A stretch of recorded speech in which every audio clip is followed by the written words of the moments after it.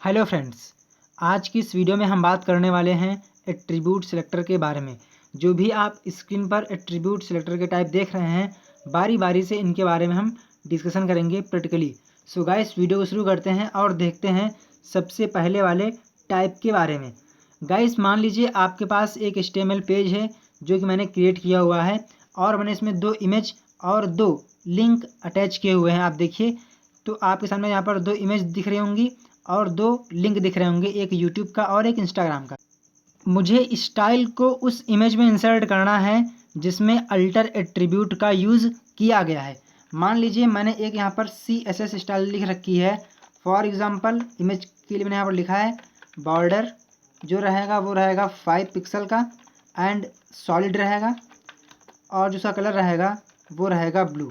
मुझे इस CSS style को वहाँ पर अप्लाई करनी है जिस इमेज टैग के अंदर अल्टर एट्रीब्यूट का यूज़ किया गया है। तो मैं कुछ इस टाइप से लिखूँगा। तो मैंने यहाँ पर लिखा एक टैग है इमेज, अगर उसके अंदर अल्टर एट्रीब्यूट मिलता है तो आपको इस CSS को अप्लाई करना है। अगर मैं आपको इसका प्रीव्यू दिखाऊँ तो आप यहाँ देखेंगे कि दोनों ही इमेज में बॉर्डर अप्लाई हो चुका है। ऐसा क्यों हुआ है? क्योंकि आप यहाँ देख रहे होंगे इमेज टैग, तो मैंने पढ़ा एक इमेज टैग यहाँ है और एक यहाँ पर है, और हमने कहा है कि उसके अंदर एक एट्रीब्यूट है जिसका नाम है अल्टर। जहाँ जहाँ आपको अल्टर दिखे वहाँ वहाँ आपको अप्लाई करना है। तो आप यहाँ देखेंगे कि इन दोनों ही इमेज टैग के अंदर अल्टर एट्रीब्यूट का यूज़ किया गया था। आप देखिए यहाँ पर, अगर मैं इसको यहाँ से रिमूव कर दूँ तो आप देखेंगे कि यहाँ पर जो था सिर्फ और सिर्फ पहली इमेज पर ही ये CSS अप्लाई हो रही है। तो मुझे आशा है कि आपको एट्रीब्यूट सिलेक्टर का जो पहला टाइप है वो समझ में आ गया होगा। आप इसको नोट करते चलिए ताकि आपके मन में कन्फ्यूजन ना रहे।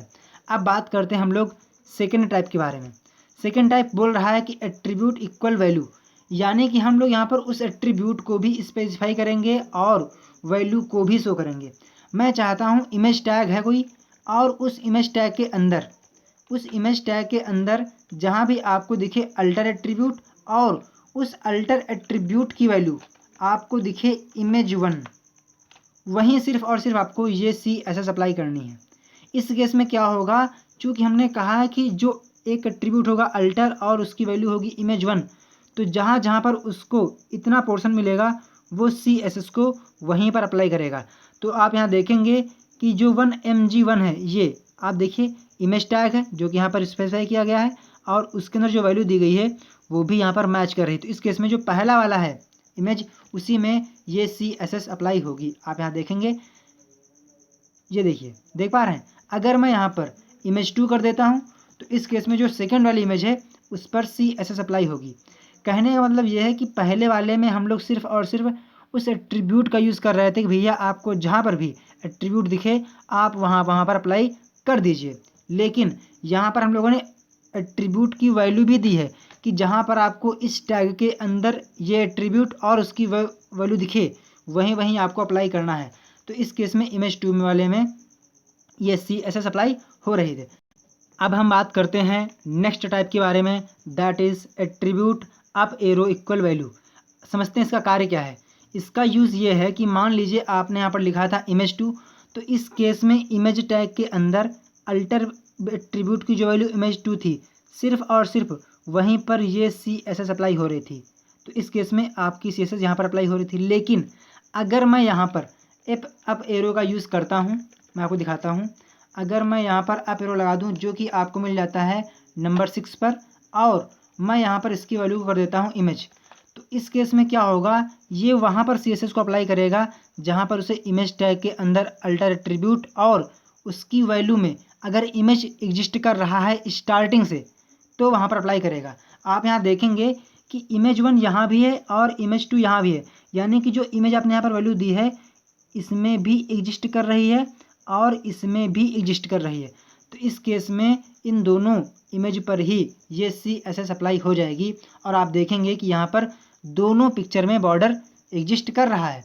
लेकिन अगर मैं यहाँ पर स्पेस भी दे देता हूँ, अगर मैं यहाँ पर स्पेस भी दे दूँ तो इस केस में भी दोनों पर CSS अप्लाई हो जाएगी। लेकिन अगर मैं यहाँ पर कर दूँ, इसको मैं यहाँ से कट कर दूँ और मैं यहाँ पर लिख दूँ टू इमेज, आप देखिए यहाँ पर इमेज यहाँ पर भी है और इमेज यहाँ पर भी हो, लेकिन इस केस में यहाँ पर दूसरी इमेज में CSS अप्लाई नहीं होगी। ऐसा क्यों? क्योंकि ये तब काम करता है जब वैल्यू कॉमन हो लेकिन स्टार्टिंग से कॉमन हो। जो वैल्यू हमने यहाँ पर दी है वो यहाँ तो मैच कर रही है, क्यों? क्योंकि स्टार्टिंग में है लेकिन यहाँ पर बाद में आ रही है, इस वजह से उसने सेकंड इमेज में CSS को अप्लाई नहीं किया है। तो मुझे आशा है कि आपको समझ में आ गया होगा कि जो अप एरो एट्रीब्यूट होता है वो किस टाइप से काम करता है। वैल्यू कॉमन हो लेकिन स्टार्टिंग से कॉमन हो। ठीक है, चलिए अब बात करते हैं हम लोग next attribute type, that is attribute asterisk equal value. अब समझिए, जो काम इसका है वही काम इसका भी है, लेकिन हल्का सा डिफरेंस है। डिफरेंस ये है कि जो इसमें वैल्यू थी वो स्टार्टिंग से कॉमन होनी चाहिए थी, लेकिन ये कहता है कि वैल्यू कॉमन हो चाहे वो स्टार्टिंग में हो, बीच में हो या फिर लास्ट में हो। तो समझते हैं इसको प्रैक्टिकली। मान लीजिए ये आपके पास पेज था और मैंने यहाँ पर लिख दिया है फॉर एग्जाम्पल अपना नाम। मैंने यहाँ पर लिख दिया है सत्यम साहू और मैं यहाँ पर कर देता हूँ फॉर एग्जाम्पल श्याम सिंह। ठीक, और मैंने यहाँ पर कहा कि आपको इमेज टैग के अंदर एक एट्रीब्यूट मिलेगा अल्टर, और अगर उसमें आपको वैल्यू मिलती है और मैं यहाँ पर इसकी वैल्यू को कर देता हूँ YAM, और मैं यहाँ पर यूज़ करता हूँ एस्टेरिस्क ऑपरेटर यानी कि स्टार। अगर मैं आपको इसका प्रीव्यू दिखाऊं तो आप यहाँ देखेंगे कि दोनों इमेज पर ही CSS अप्लाई हो रही है। ऐसा क्यों हो रहा है? क्योंकि जो हमने यहाँ पर वैल्यू दी है YAM, ये इन दोनों स्ट्रिंग में ही, इन दोनों की वैल्यू में ही एग्जिस्ट कर रही है। आप देखिए यहाँ पर YAM यहाँ पर आपको दिख रहा होगा और YAM यहाँ पर दिख रहा है। एस्टेरिस्क बोलता है कि वैल्यू कहीं पर भी हो, बस कॉमन होनी चाहिए, चाहे स्टार्टिंग में हो, सेंटर में हो या फिर लास्ट में हो। तो मुझे आशा है कि आपको एस्टेरिस्क और अप एरो में डिफरेंस क्या था समझ में आ गया होगा। अप एरो स्टार्टिंग से वैल्यू को मैच कराता है, जबकि एस्टेरिस्क कहता है कि वो वैल्यू कहीं पर भी हो उस वर्ड में मैं ढूंढ लूँगा और मैं उस पर अप्लाई कर दूंगा। तो मुझे आशा है कि आपको इन दोनों के बारे में ही नॉलेज हो गया होगा। आप इनको नोट करते चलिए, तभी आपको समझ में आएगा। नेक्स्ट टाइप है दैट इज़ एट्रीब्यूट और उसके अंदर डॉलर और उसकी वैल्यू। ये कहता है कि जो आपने वैल्यू डिफाइन की है वो वैल्यू अगर किसी भी एट्रीब्यूट की जो वैल्यू है उसके एंड से मैच करती है, लास्ट से मैच करती है, तो मैं वहाँ पर CSS को अप्लाई कर दूंगा। अब मैं यहाँ पर इमेज टैग में नहीं बल्कि मैं आपको एंकर टैग के अंदर दिखाता हूँ कि यह कैसे वर्क करेगी। तो मैं इसको यहाँ से रफ कर देता हूँ और मैंने यहाँ पर लिखा A, और मैं यहाँ पर एट्रीब्यूट यूज़ कर लेता हूँ टारगेट, क्योंकि मेरे पास टारगेट एट्रीब्यूट मैंने यहाँ पर डिफाइन किया हुआ है। और मैं यहाँ से इस सिंबल को रिमूव कर देता हूँ और मैं यहाँ पर यूज़ करूँगा डॉलर। ठीक है, देन इसके बाद मैंने यहाँ पर वैल्यू दे दी है YAM। ठीक है, और मैंने कहा कि इस केस में आपको यहाँ पर बैकग्राउंड कलर, तो मैंने यहाँ पर दे दिया है बैकग्राउंड कलर। जो बैकग्राउंड कलर रहेगा वो आपको रखना है येलो। मैंने यहाँ पर कर दिया है येलो। और मैं इसका जो टारगेट है मैं यहाँ पर ले देता हूँ फॉर एग्जांपल मैं ले देता हूँ सत्यम। हालांकि कोई टारगेट नहीं है लेकिन आपको समझ में आ जाए इस वजह से मैं यहाँ पर दे रहा हूँ। ठीक है, HTTP यहाँ मैंने इसको फर्जी रिमूव कर दिया। और मैं यहाँ पर इसका जो टारगेट मैं कर देता हूँ श्याम, SHYAM। अगर मैं आपको इसका प्रीव्यू दिखाऊं तो आप यहाँ देखेंगे कि दोनों ही जो एट्रीब्यूट है, जो दोनों ही लिंक हैं, उसमें बैकग्राउंड कलर येलो आ चुका है। ऐसा क्यों हुआ है? क्योंकि जो डॉलर है वो बोलता है कि जो आपने यहाँ पर वैल्यू दी है, अगर वो वैल्यू किसी भी एट्रीब्यूट जो आपने यहाँ पर डिफाइन किया है उसकी वैल्यू के एंड से मैच करती है, तो मैं वहाँ पर CSS को अप्लाई कर दूंगा। आप यहाँ देख पा रहे होंगे कि जो मैंने यहाँ पर वैल्यू दी है YAM, वो यहाँ पर भी और यहाँ पर भी दोनों ही एंड में एग्जिस्ट कर रही है, कॉमन है, इसीलिए उसने दोनों ही लिंक का बैकग्राउंड येलो कर दिया है। कहने का मतलब यह है कि आप अगर एट्रीब्यूट सेलेक्टर का यूज़ कर रहे हैं तो सबसे पहले आपको उसका टैग, फिर उसका एट्रीब्यूट और फिर उसकी वैल्यू को स्पेसिफाई करना होता है कि आप किस टैग में किस एट्रीब्यूट और किस वैल्यू की बात कर रहे हैं। तो अगर आप इसको पॉइंट बाय पॉइंट नोट करते जाएंगे तो आप अगर 2-3 बार पढ़ेंगे तो आपको समझ में आ जाएगा। ठीक है, मैं आपको एक बार और करके दिखा देता हूँ। मैं इसको जल्दी से कॉपी कर लेता हूँ और मैं जल्दी से कॉपी Ctrl+C और मैं इसी को जल्दी यहाँ पर पेस्ट कर देता हूँ। इस बार मैं क्या करूँगा, मैं यहाँ पर करने वाला हूँ जो बॉर्डर रहेगा वो रहेगा रेड, ठीक है, येलो कर देता हूँ, ठीक है, येलो। मैंने कहा 5 पिक्सल का बॉर्डर रहेगा एंड रहेगा डॉटेड और रहेगा येलो, ठीक है। और मैंने कहा कि मैं इस बार बात कर रहा हूँ इमेज टैग के बारे में। बात किसकी और इमेज टैग के बारे में, उसके अंदर आपको मिलेगा एक एट्रीब्यूट दैट इज़ अल्टर।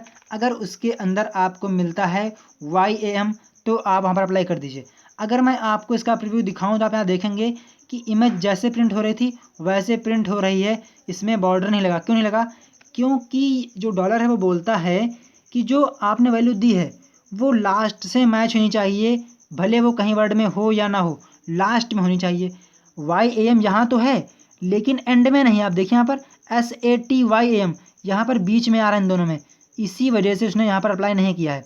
अगर मैं यहाँ से लास्ट में सिर्फ और सिर्फ YAM को बचा दूँ तो आप यहाँ देखेंगे कि इन चारों में ही CSS अप्लाई हो रही है। आप देखिए यहाँ पर इसमें बॉर्डर आ चुका है, आप देख पा रहे होंगे हल्का सा यहाँ पर येलो कलर का बॉर्डर आ चुका है और यहाँ भी इसके बैकग्राउंड में येलो कलर दिख रहा होगा। तो मुझे आशा है कि आपको समझ में आ गया होगा कि डॉलर का काम क्या होता है, कि यानी कि लास्ट से वैल्यू को मैच होना चाहिए। अब बात करते हैं हम लोग नेक्स्ट एट्रीब्यूट टाइप के बारे में, that is attribute tidal value. अब समझते हैं इसकी वर्किंग को। ये बोलता है कि जो आपने वैल्यू दी है वो कॉमन हो प्लस स्पेस से सेपरेट हो, मतलब कि वो वैल्यू वहाँ पर हो लेकिन वो सेपरेट हो। फॉर एग्जांपल मान लीजिए मैं आपको दिखाता हूँ प्रैक्टिकली कि मैंने यहाँ पर दी वैल्यू में मैं यहाँ पर इमेज में अप्लाई करने जा रहा हूँ। फॉर एग्जांपल या मैं अप्लाई करता हूँ, अगर मैं यहाँ पर दो में अप्लाई करूँगा तो आपको समझ में नहीं आएगा।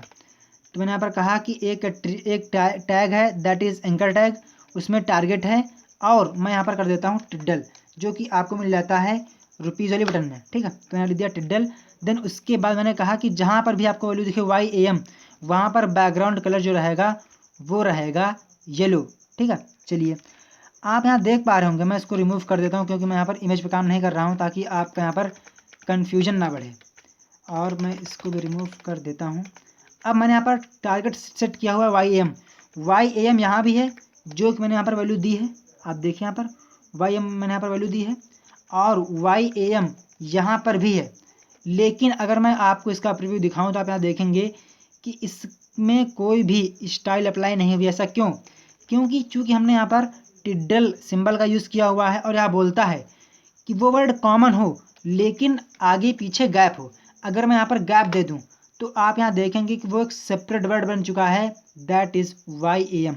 तो आप देखेंगे कि जो पहला वाला लिंक है उसमें बैकग्राउंड सेट हो चुका है, जबकि अभी भी दूसरे वाले में बैकग्राउंड सेट नहीं हुआ है। लेकिन अगर मैं यहाँ पर भी स्पेस दे दूँ तो आप यहाँ देखेंगे कि दोनों पर ही बैकग्राउंड अप्लाई हो चुका है। तो मुझे आशा है कि आपको समझ में आ गया होगा कि ये टिड्डल जो होता है टाइप एट्रीब्यूट का, ये कैसे वर्क करता है। कहने का मतलब ये है कि वो वर्ड मैच हो लेकिन वो एक सेपरेट वर्ड हो, उसके आगे पीछे स्पेस होना चाहिए। इस क्लास का last attribute selector type that is attribute और इक्वल वैल्यू, ये बोलता है कि जो आपने वैल्यू यहाँ पर डिफाइन की है वो जहाँ जहाँ पर भी कॉमन होगी लेकिन वो स्टार्टिंग से कॉमन होनी चाहिए। और दूसरी बात कि वो अगर एक वर्ड है तो कोई बात नहीं, लेकिन अगर वो वर्ड नहीं है तो वो हाइफन से ऐड होना चाहिए, बीच में स्पेस ना हो। समझते हैं इसको प्रैक्टिकली। मान लीजिए मैंने इन दोनों लिंक में जो टारगेट है मैं एक का नाम कर देता हूँ फॉर एग्ज़ाम्पल H-1 और मैं इसका नाम कर देता हूँ H-2, ठीक है। तो मैं कर देता हूँ H-2 और मैं यहाँ पर जो इसकी वैल्यू है मैं यहाँ पर कर देता हूँ H और मैं यहाँ पर और ऑपरेटर का यूज़ करता हूँ।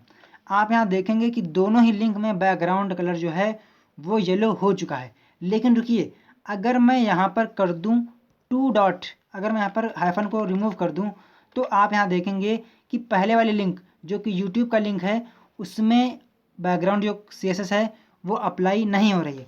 तो ये जो मेन मुद्दा इसका ये बोलता है कि जो वर्ड आपने यहाँ पर दिया है, वैल्यू दी है, वो वर्ड सेपरेट होना चाहिए, यानी कि वो वर्ड एक सेपरेट हो पूरा, बीच में ना तो स्पेस हो, और अगर स्पेस हो तो स्पेस को आप रिमूव करके वहाँ पर हाइफन को ऐड कर दीजिए, तभी वहाँ पर मैं अप्लाई करूँगा। आप देखिए अब दोनों में बैकग्राउंड येलो हो जाएगा। तो मुझे आशा है कि आपको कुछ ना कुछ समझ में आ गया होगा। अगर आपने इसको नोट किया होगा लाइन बाय लाइन तो आपको समझने में आसानी होगी। सो गाइस तब तक के लिए जय हिंद जय भारत, मिलते हैं नेक्स्ट वीडियो में। Thank you friends.